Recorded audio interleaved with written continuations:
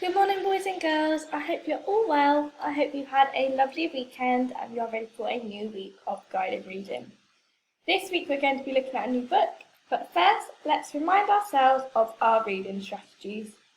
You can use any of these strategies to help you with reading, but the ones I want you to focus on are your eagle eye and your stretchy snake.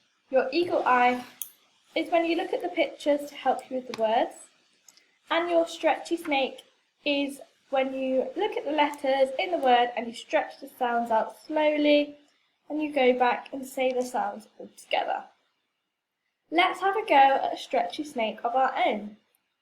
Zoo, z, oo. You have a go for me? Good job, well done. Let's have a go all together one more time. Zoo, z, oo. Good job, well done. The book we're going to be looking at this week is called Paco's Pet. Here is what your book looks like on Oxford Owl. Let's have a read. Paco's Pet. Can I have a pet? No, you cannot.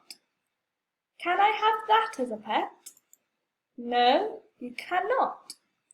Can I have this as a pet? No, put it back. Can I have that as a pet? No, put it down. Can I have this as a pet? No, get down. Can I have lots of pets? No.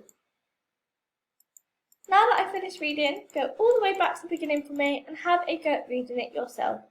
If you're struggling, you can rewind the video, listen to me read it again, or on Oxford Owl they have the play button where they will read it for you.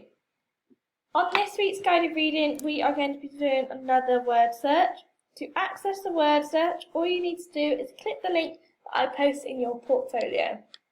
When you click the link, it will bring you to this page. You need to enter your name and press start. Once that has loaded, you'll need to press start again and find the words down the side in your word search. Don't forget to send me a picture of your fantastic work.